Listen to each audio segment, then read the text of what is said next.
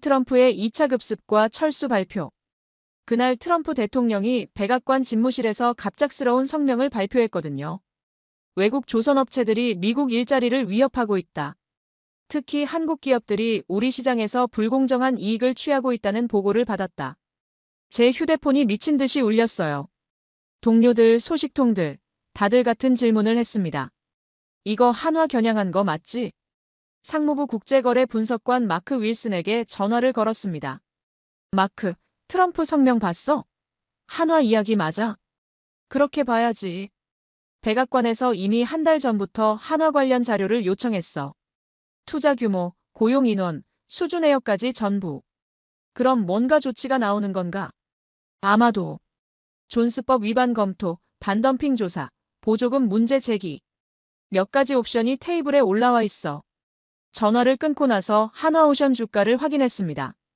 5% 넘게 떨어져 있었어요. 시장이 이미 반응하고 있었던 거죠. 다음 날 상무부 청사 로비에서 한화 관계자 한 명을 우연히 마주쳤습니다. 힘드시겠어요. 내 워싱턴 분위기가 예전과 많이 다르네요. 트럼프 압박 때문인가요?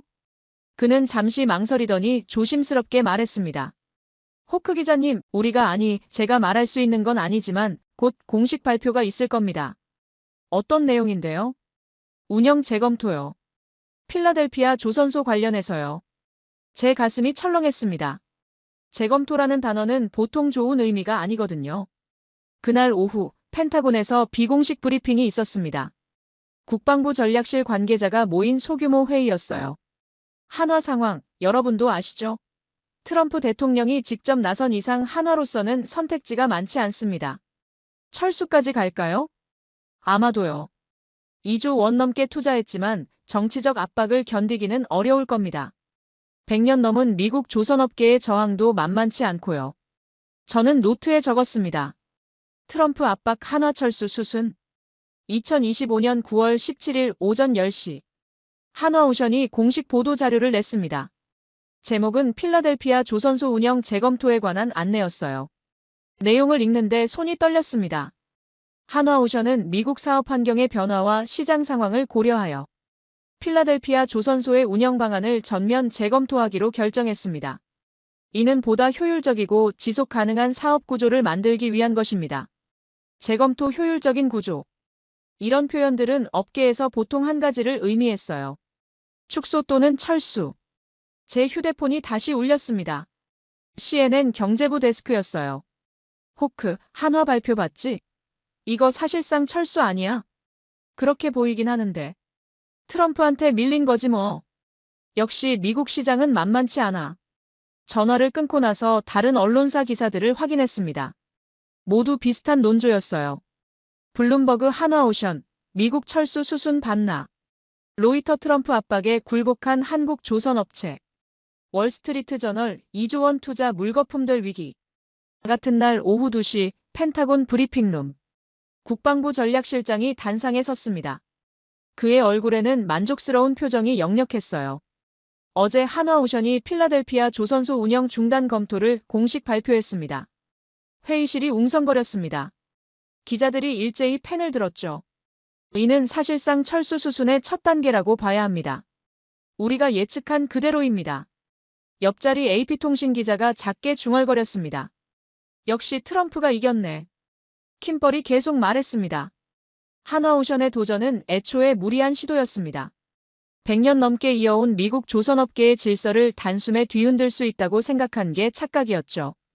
트럼프 대통령의 강력한 의지가 이번 결과를 만들어낸 겁니다. 저는 손을 들었습니다. 실장님, 구체적으로 어떤 단계를 거쳐 철수할 것으로 예상하십니까? 일반적인 철수 수순을 밟을 겁니다. 먼저 인력 감축, 그 다음 생산 축소, 마지막으로 시설 매각이죠. 너무나 완벽한 답변이었습니다. 마치 미리 준비된 대본 같았어요. 회의가 끝나고 복도로 나왔습니다. 마크 윌슨이 제 옆으로 다가왔어요. 호크, 뭔가 좀 이상하지 않아? 뭐가? 한화가 필라델피아 조선소를 시장가보다 20%나 비싸게 샀잖아. 거의 2조 원이 넘는 돈을 쏟아부었는데 1년도 안 돼서 철수를 검토한다고. 마크의 말에 제 머릿속에서 뭔가 걸렸습니다. 트럼프 압박이 예상보다 심했나 보지. 그럴 수도 있지. 근데 데이터를 좀 봤는데 말이야. 무슨 데이터? 지난주 한화 주가 움직임. 운영 중단 검토 발표 직후에 오히려 3% 올랐어. 뭐? 철수 검토를 발표했는데 주가가 올랐다고요? 이건 상식에 맞지 않았습니다. 그리고 어제 SEC 공시를 보니까 한화가 미국 법인 임원 2명을 새로 선임했더라고. 철수하는 회사가 임원을 새로 뽑아. 사무실로 돌아가는 택시 안에서 계속 생각했습니다. 트럼프의 압박, 한화의 철수 발표, 그리고 이상한 신호들. 완벽한 시나리오 같은데 너무 완벽해. 이건 단순한 철수가 아닐지도 모른다고요. 하지만 그때까지만 해도 저는 몰랐습니다. 이게 얼마나 거대한 연막작전의 시작인지를요. 월요일 아침 월스트리트 저널 편집회의가 열렸습니다. 편집장 스티브 로저스가 회의 테이블을 둘러본 후 입을 열었어요. 한화오션 철수 건으로 특집 기사 하나 뽑아보자. 제목은 어떻게 할까? 한국조선업의 몰락은 어떨까요? 경제부 데스크가 제안했습니다. 좋아, 자극적이고 독자들이 좋아할 거야. 호크, 네가 맡아. 바로 그때였습니다. 제 휴대폰이 울렸어요. 현장 소식통 데이빗이었습니다. 그는 필라델피아 조선소에서 일하는 설비 관리자였죠. 호크, 지금 통화 가능해요? 네, 무슨 일인가요? 한화 이야기 말인데 뭔가 이상해요. 데이빗의 목소리에 흥분이 묻어났습니다. 뭐가요? 철수한다면서 대형 크레인과 최신 용접 시설을 추가 주문했다고 해요. 어제 확인했는데 확실합니다. 저는 순간 말문이 막혔습니다. 철수를 검토하는 회사가 새로운 장비를 주문한다고요? 확실한가요? 100% 확실해요. 제 소식통이 필라델피아 조선소에서 직접 일하거든요. 크레인 설치 작업이 이번 주에 시작된다고 합니다. 금액도 상당해요. 대형 크레인만 3억 달러 규모라고 하더라고요. 전화를 끊고 나서 저는 혼란스러워졌습니다. 뭔가 앞뒤가 맞지 않았거든요. 철수 검토와 장비 확충이 동시에 일어날 수는 없는 일이었으니까요. 더 이상한 건 그 다음이었습니다. 제 컴퓨터로 한화오션 관련 최신 공시를 뒤지던 중 믿기 어려운 내용을 발견했어요. 9월 15일자 계약 체결 공시. 그리스 선주사 가스로그와 LNG 운반선 두 척 신조 계약. 계약 금액 5억 달러, 한화로 약 7천억 원. 철수 발표 이틀 전에 7천억 원짜리 계약을 체결했다고요? 저는 즉시 해운업계 소식통에게 전화를 걸었습니다. 존, 한화가 가스로그와 7천억 원짜리 LNG선 계약했다는 거 알고 있어요? 당연하지. 업계에서 난리 났어요. 가스로그는 미국 최대 LNG 선주사거든요. 그런 회사가 철수한다는 회사와 계약을 맺었다는 게 말이 안 되죠. 혹시 계약 조건 같은 거 아세요? 인도 시기가 2027년이래요. 2년 뒤죠. 철수하는 회사가 2년 뒤 인도 일정을 잡는다고요? 이건 뭔가 숨겨진 게 있어요. 전화를 끊고 계산을 해봤습니다. 크레인 3억 달러, LNG선 계약 5억 달러. 합치면 8억 달러, 한화로 1조 원이 넘는 금액이었어요. 철수를 검토하는 회사가 1조 원을 쓰고 있었던 겁니다. 점심시간 국방 전문 기자 사라 윌리엄스가 제게 다가왔습니다. 호크, 한화 관련해서 더 큰 폭탄이 있어. 사라의 표정이 심상치 않았어요. 뭔데요? 한화가 알렉스 우를 영입했어요. 바로 그 알렉스 우 말이에요. 설마 전 NSC 부보좌관 알렉스 우요? 맞아요. 오바마와 트럼프 행정부 모두에서 해양 전략을 짰던 바로 그 사람이에요. 이번 주에 한화오션 미국 법인 전략 담당으로 합류했다고 해요. 저는 충격을 받았습니다. 알렉스 우는 미국 해양 정책계에서 살아있는 전설이었거든요. 그런 인물이 철수를 검토하는 회사에 합류한다고요? 확실한 정보인가요? 확실해요. 제 워싱턴 소식통이 직접 확인했어요. 그런데 더 이상한 건 이걸 공식 발표하지 않고 조용히 진행하고 있다는 거예요.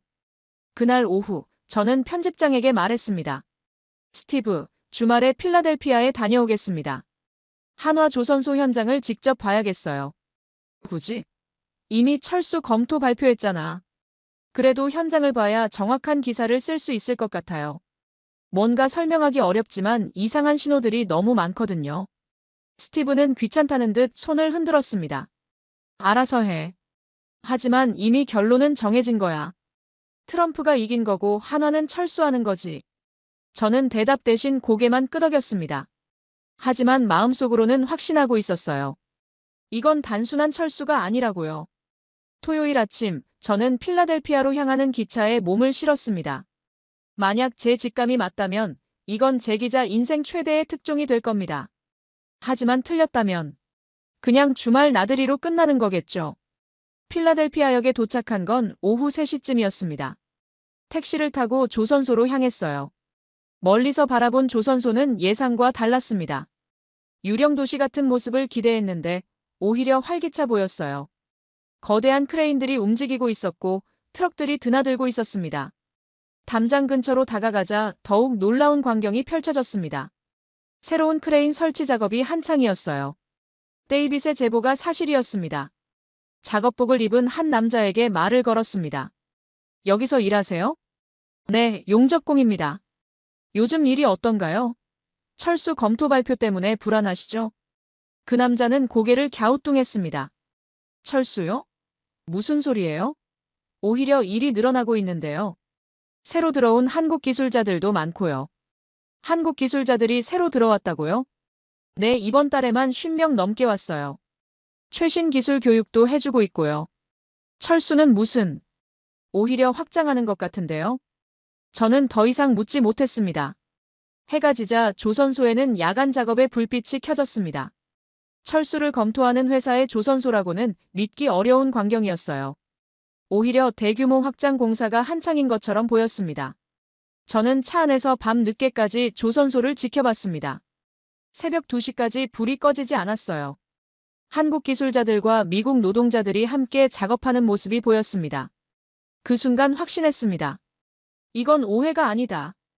의도적으로 만들어진 거대한 연막이다. 모든 퍼즐 조각이 맞춰지기 시작했습니다. 운영 중단 검토 발표하지만 동시에 이루어지는 7천억 원. 계약 3억 달러 장비 확충, 50명의 한국 기술자 투입, 그리고 30억 원짜리 전략가 영입까지. 이 모든 것이 우연의 일치일 수는 없었습니다. 누군가 의도적으로 철수라는 연막을 치고 있었던 거예요. 그리고 워싱턴의 모든 사람이 CIA도 펜타곤도 그 연막에 속고 있었습니다. 철수가 아니라 확장이다. 그것도 역사상 최대 규모의. 20년 기자 생활 중 가장 큰 특종을 잡았다는 확신이 들었습니다. 이건 단순한 기업 뉴스가 아니었어요. 미국 정부를 완벽하게 속인 거대한 전략적 기만이었습니다. 하지만 한 가지 의문이 남았습니다. 도대체 왜 이런 복잡한 방법을 썼을까요? 그냥 솔직하게 확장 계획을 발표하면 안 됐을까요? 그 답을 찾기 위해서는 더 깊이 파고들어야 했습니다. 그리고 저는 알고 있었어요. 이 이야기의 진짜 핵심은 아직 드러나지 않았다는 것을요.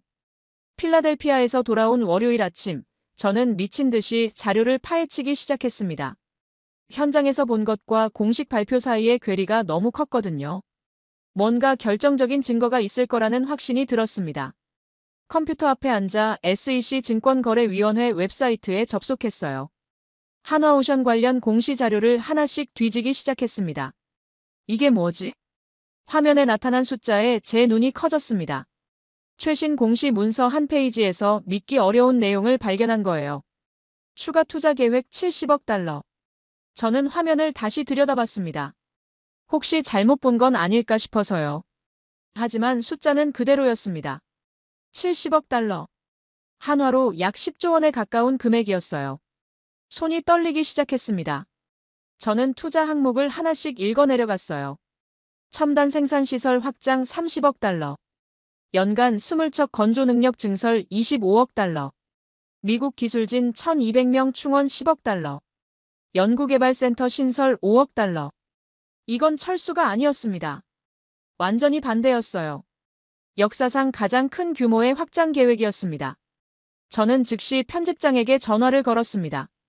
스티브 호크예요. 우리가 완전히 틀렸습니다. 한화가 철수하는 게 아니라 70억 달러를 추가 투자한다고 해요. 전화 너머로 침묵이 흘렀습니다. 뭐라고? 70억 달러? 지금 당장 확인해 보세요. 잠깐만 정말이네. 이게 언제 올라온 거야?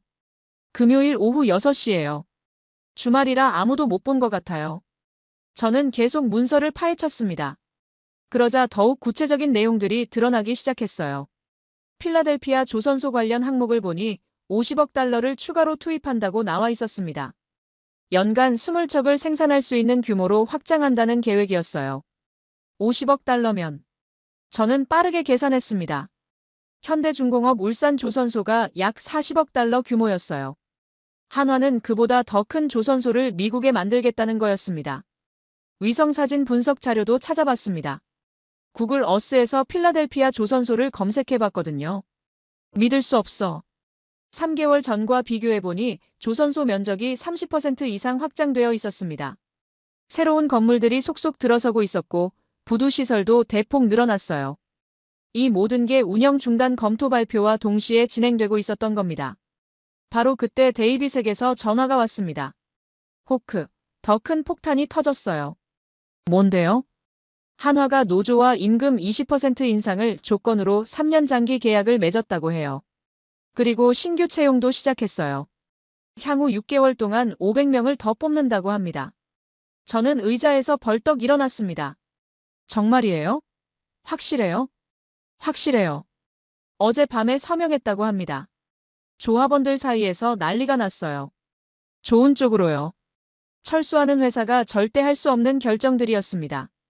임금 20% 인상, 3년 장기 계약, 신규 채용 500명. 이건 완전히 정반대의 행동이었어요. 편집장이 제 책상으로 달려왔습니다.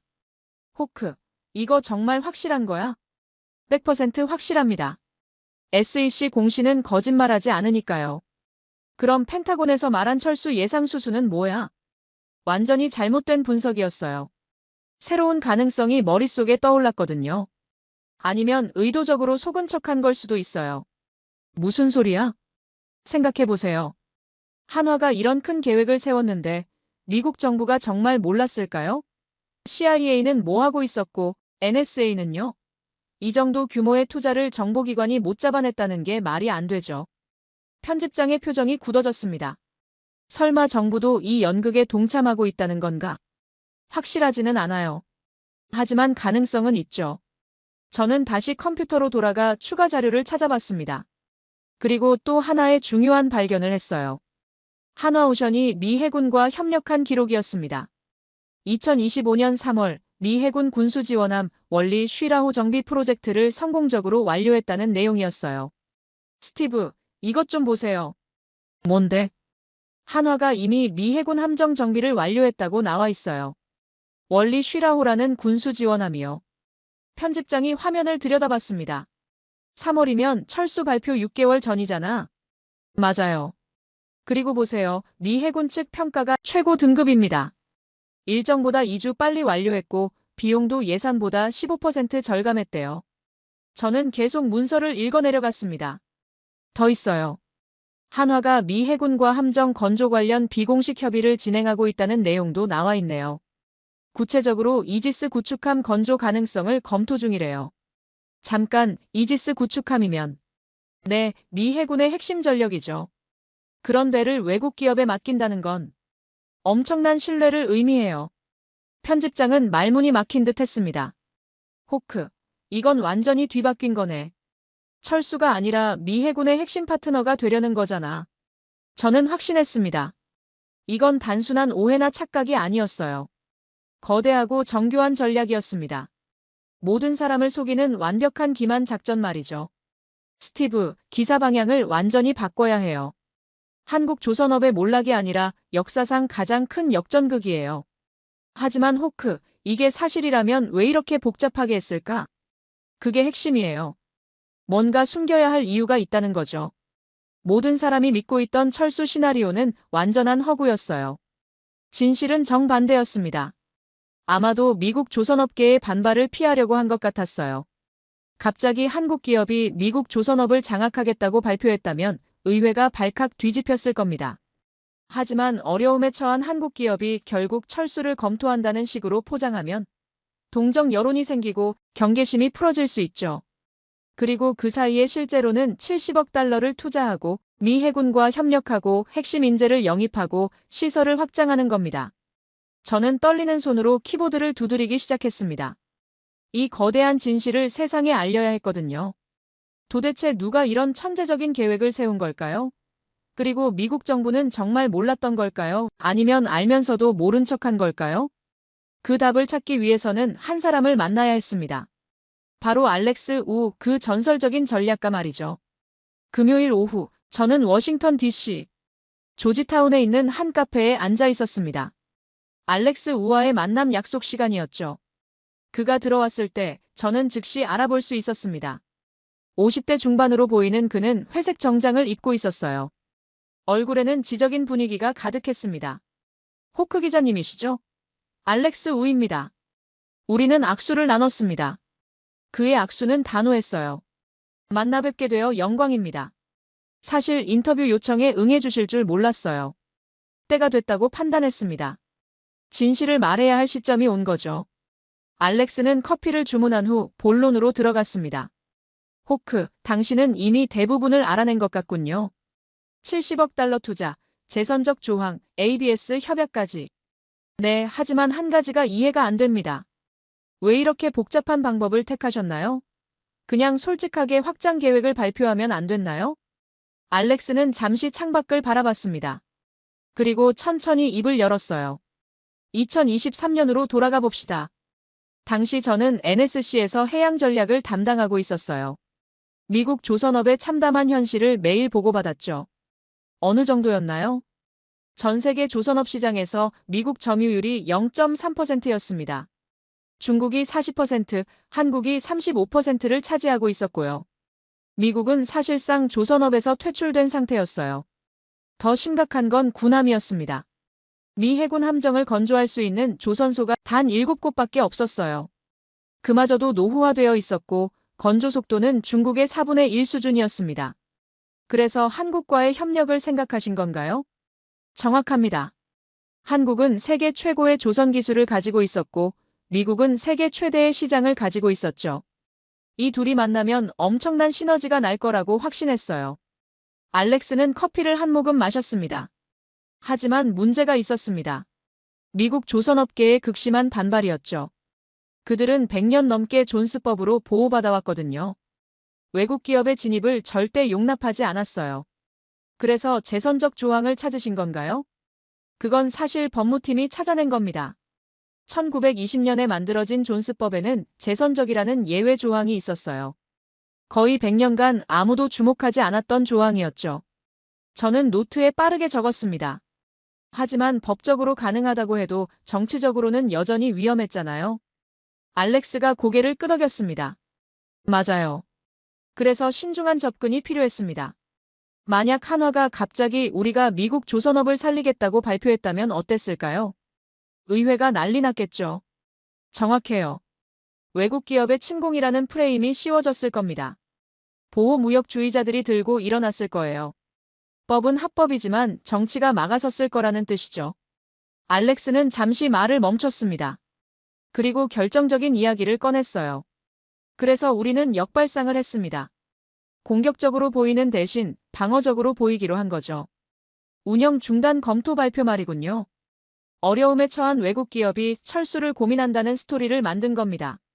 그러면 적대감 대신 동정심을 얻을 수 있거든요. 저는 감탄했습니다. 정말 치밀한 전략이었어요. 그 사이에 실제로는 70억 달러를 투자하고 시설을 확장하고 인력을 충원하셨고요. 우리는 말과 행동을 분리했어요. 공개적으로는 어려움을 토로하고 실제로는 확장을 진행한 겁니다. 그럼 트럼프 대통령의 압박도 계산에 있었던 건가요? 알렉스의 표정이 미묘하게 변했습니다. 이건 조심스러운 부분인데요. 트럼프 대통령의 압박은 예상했지만 우리가 조장한 건 아닙니다. 다만 그 압박을 우리 전략에 활용했다고 볼 수 있죠. 어떻게요? 트럼프 대통령이 한국 조선업체를 압박하자 우리는 그걸 철수 검토의 명분으로 삼았어요. 대통령의 압박 때문에 어쩔 수 없이 재검토한다는 식으로요. 그러면 누구도 의심하지 않겠죠. 저는 전율했습니다. 이건 단순한 비즈니스 전략이 아니었어요. 정치와 외교, 심리전을 모두 활용한 거대한 기획이었습니다. 펜타곤은 어땠나요? 그들도 이 계획을 알고 있었나요? 알렉스는 잠시 망설였습니다. 일부는 알고 있었어요. 특히 해군 수뇌부는요. 미 해군은 절박했거든요. 중국이 매년 구축함을 10척씩 찍어내는데 미국은 두 척밖에 못 만들었으니까요. 그럼 킴벌 실장도 알고 있었던 건가요? 그건 제가 말할 수 있는 부분이 아닙니다. 다만 워싱턴에서 아무도 모르고 진행될 수 있는 일은 없다고만 말씀드리죠. 알렉스의 말이 의미심장했습니다. 어쩌면 펜타곤도 이 연극에 동참하고 있었던 걸지도 모른다는 생각이 들었어요. 한 가지 더 궁금한 게 있습니다. 원리 쉬라우 정비는 언제부터 계획하신 건가요? 그건 테스트였어요.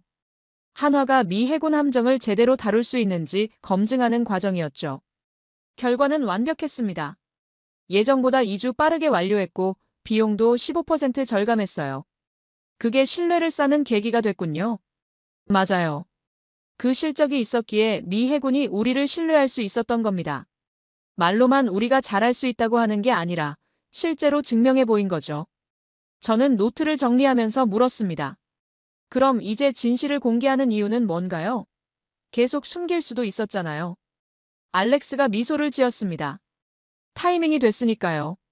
70억 달러 투자는 이미 SEC에 공시됐고 ABS 협약도 체결됐어요. 노조와의 계약도 끝났고 신규 채용도 시작됐죠. 이제는 숨길 필요가 없어진 겁니다. 오히려 공개하는 게 유리하다는 뜻인가요? 이제는 한국 기업의 기만이 아니라 한미 동맹의 혁신적 협력 모델로 프레임을 바꿀 수 있거든요. 실제로 미국의 수천 개의 일자리를 만들고 첨단 기술을 가져오고 조선업을 부흥시키는 거니까요. 알렉스는 가방에서 서류 한 뭉치를 꺼냈습니다. 이거 보세요. 경제 분석 보고서입니다. 저는 서류를 받아들었습니다. 펜실베이니아 대학교 와튼스쿨에서 작성한 보고서였어요. 한화의 70억 달러 투자로 필라델피아 지역에 직접 일자리 3,500개, 간접 일자리 1만 2천 개가 창출될 거라고 나와 있네요. 그렇습니다. 그리고 연간 경제 효과가 25억 달러래요. 이제 누가 반대할 수 있겠어요? 의원들 지역구에 이만한 일자리가 생기는데요. 저는 완벽한 전략의 설계를 목격하고 있었습니다. 알렉스, 솔직히 말해서 이건 기만 아닌가요? 모든 사람을 속인 거잖아요. 기만이라고 볼 수도 있죠. 하지만 저는 이렇게 생각해요. 우리는 거짓말을 한 적이 없습니다. 철수한다고 말한 적도 없고요. 다만 사람들이 그렇게 해석하도록 내버려뒀을 뿐이에요. 그게 차이가 있나요? 큰 차이죠. 우리는 합법적인 범위 내에서 정치적으로 가능한 방법을 찾은 겁니다. 결과적으로 모두가 이익을 얻잖아요. 한화는 시장을 얻고 미국은 일자리와 기술을 얻고 소비자는 더 좋은 배를 얻는 거니까요. 알렉스가 자리에서 일어났습니다. 호크, 이 이야기를 세상에 알려주세요. 하지만 한 가지만 기억해 주세요. 이건 한국의 승리도 미국의 패배도 아닙니다. 21세기 동맹이 어떻게 작동해야 하는지 보여주는 새로운 모델이에요. 협정 체결 후 지난 시점에서 필라델피아 조선소를 재방문했을 때 그 변화의 규모는 경제학 교과서에 나올 만한 수준이었어요. 50억 달러 투자가 단순한 숫자가 아니라 실제로 어떤 의미인지 피부로 느낄 수 있었거든요. 가장 먼저 눈에 띈 건 고용 창출 효과였어요. 직접 고용만 8,500명에 달했는데 이 중 75%가 현지 미국인이었어요. 간접 고용까지 포함하면 2만 2천 명의 일자리가 새로 생겼다는 계산이 나왔거든요. 더 놀라운 건 임금 수준이었어요. 조선업 숙련공의 평균 연봉이 기존 6만 달러에서 8만 5천 달러로 40% 인상됐어요. 한국 기술진들이 가져온 첨단 기술 덕분에 미국 노동자들의 생산성이 크게 향상된 결과였죠. 경제적 파급 효과를 지역별로 분석해보니까 정말 대단했어요. 펜실베이니아주 전체 GDP가 전년 대비 2.3% 추가 성장했는데 이 중 60%가 조선소 프로젝트 효과였어요. 지역 소상공인들의 매출도 평균 35% 증가했고요. 특히 인상적이었던 건 기술 이전의 속도였어요. 한국 기술진 2,200명이 상주하면서 미국인 기술자 5,500명을 교육하고 있었는데 학습 효과가 예상보다 훨씬 빨랐어요. 마스터스 아카데미에서 6개월 교육을 받은 첫 번째 수료생 500명의 성과 평가를 받는데 기존 미국 조선 기술자들과 비교해서 생산성이 평균 180% 향상됐다는 결과가 나왔어요. 존 매튜스 가명라는 25년 경력의 미국 기술자와 나눈 대화가 기억에 남아요. 처음엔 한국 사람들이 뭘 가르쳐 주겠어 싶었는데 6개월 배우고 나니까 그동안 내가 얼마나 구식 방법을 쓰고 있었는지 깨달았다고 하더라고요. 디지털 트윈 기술 도입 효과도 경이로웠어요. 설계부터 건조까지 모든 과정이 컴퓨터로 시뮬레이션 되니까 오류율이 90% 감소했고 자재 낭비도 60% 줄었어요. 경제학적으로 보면 완전히 다른 차원의 효율성이었죠. 첫 번째 이지스 구축함 건조도 시작됐어요. 현대중공업에서 제작한 모듈들이 부산에서 출발해서 필라델피아에 도착하는 과정을 지켜봤는데 정말 거대한 퍼즐을 맞추는 것 같았어요. 가장 놀라웠던 건 조립 속도였어요. 기존 방식으로는 3년 걸릴 일을 18개월로 단축했을 뿐만 아니라 실제로는 16개월 만에 완성할 수 있을 것 같다는 전망이 나왔어요. 경제적 효과를 계산해 보니까 엄청났어요.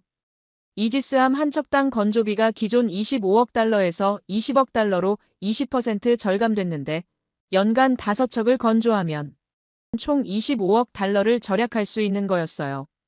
미 해군에서도 만족도가 높았어요. 해군작전사령부에서 온 보고서를 보니까 한국과의 협력으로 건조된 함정의 품질이 기존보다 현저히 향상됐다는 평가가 나왔거든요. 통화스와프 효과도 나타나기 시작했어요. 400억 달러 규모의 한미 통화스와프가 체결되자 아시아 금융시장이 안정됐고 이는 결국 미국 수출에도 긍정적 영향을 미쳤어요. 특히 한국 기업들의 달러 조달 비용이 낮아지면서 미국산 원자재와 부품 수입이 15% 증가했어요. 이로 인한 미국의 추가 수출 효과가 연간 80억 달러에 달한다는 분석이 나왔죠. 방산 협력 성과도 가시화되기 시작했어요. 한화 시스템의 레이더 기술과 미국의 이지스 시스템을 결합한 차세대 방공 시스템 개발 프로젝트가 본격화됐거든요. 이 프로젝트의 경제적 가치를 평가해 보니까 향후 20년간 총 500억 달러 규모의 시장을 창출할 수 있을 것으로 전망됐어요. 미국과 한국이 함께 만든 기술을 전 세계에 수출하는 구조였죠. 중국의 반응도 흥미로웠어요. 처음에는 한미 조선업 협력이 과도하다며 비판했지만 실제 성과가 나타나자 태도가 바뀌더라고요. 오히려 중국도 미국과 비슷한 협력을 원한다는 신호를 보내기 시작했어요. 하지만 이미 늦었죠. 한국과의 파트너십을 통해 우리가 얻은 기술적 우위는 쉽게 따라잡을 수 없는 수준이었거든요. 특히 친환경 조선 기술에서는 한국이 독보적이었어요. 일본의 반응은 더욱 복합적이었어요. 자신들이 5,500억 달러를 투자하고 수익의 90%를 포기한 것과 비교해서 한국이 훨씬 좋은 조건을 받았다며 재협상을 요구하기 시작했어요. 하지만 일본과 한국의 협상 결과를 경제학적으로 비교해보면 완전히 달랐어요. 일본은 일방적 투자였지만 한국과는 상호 이익을 추구하는 진정한 파트너십을 구축한 거였어요. H1B 정책도 결국 수정할 수밖에 없었어요. 연간 10만 달러는 너무 과도하다는 여론이 거세지면서 5만 달러로 낮췄고 조선업이나 첨단 제조업 분야는 기존 수준으로 되돌렸어요. 이 과정에서 한국 기술자들의 역할이 결정적이었어요. 필라델피아 조선소에서 일하는 한국 기술진 2,200명이 미국 경제에 얼마나 중요한 역할을 하는지 보여주는 살아있는 증거가 된 거였어요. LNG선 건조 프로젝트도 본격화됐어요. 미국의 LNG 수출 급증에 대비해서 연간 50척의 LNG 운반선을 한미 합작으로 건조한다는 계획이었는데 첫 번째 선박이 벌써 80% 완성됐어요. 이 프로젝트의 경제적 의미는 정말 컸어요. 미국이 LNG 수출 세계 1위를 유지하려면 운반선이 필수적인데 그동안은 한국에서 만든 선박에 의존할 수밖에 없었거든요. 이제는 미국 땅에서 직접 만들 수 있게 된 거였어요. 가장 인상적이었던 건 혁신 생태계의 변화였어요. 필라델피아 일대에 조선 관련 스타트업들이 30개 넘게 생겨났고 벤처 캐피털 투자도 전년 대비 200% 증가했어요. 한국 기업들도 단순한 기술 이전을 넘어서 현지 R&D 센터를 설립하기 시작했어요. 현대중공업이 설립한 미래 조선기술연구센터에는 미국 100명과 한국 박사 80명이 함께 연구하고 있었어요. 20년 장기 파트너십 협정의 효과도 나타나기 시작했어요. 정권이 바뀌어도 협력이 지속된다는 확신 때문에 한국 기업들의 장기 투자가 활발해진 거였어요. 삼성이 텍사스 반도체 공장을 추가로 확장한다고 발표했고 LG에너지솔루션도 미시간에 배터리 연구소를 새로 짓는다고 했어요. 이런 추가 투자만 총 400억 달러 규모였어요. 이런 극적인 변화를 목격하면서 저는 경제 정책이란 게 결국 신뢰와 상호 존중에 기반해야 한다는 걸 다시 한번 깨달았어요. 압박이나 위협으로는 일시적인 성과는 얻을 수 있어도 지속 가능한 발전은 불가능하다는 거였어요. 한국과의 협력에서 보여준 함께 성장하는 파트너십이야말로 21세기 경제 외교의 모범 사례라고 생각해요. 그 순간 저는 우리가 단순히 정책을 바꾼 게 아니라 완전히 새로운 경제 질서를 만들어가고 있다는 걸 깨달았습니다. 하지만 이 모든 변화가 앞으로 어떤 미래를 만들어갈지는 더 지켜봐야 했어요.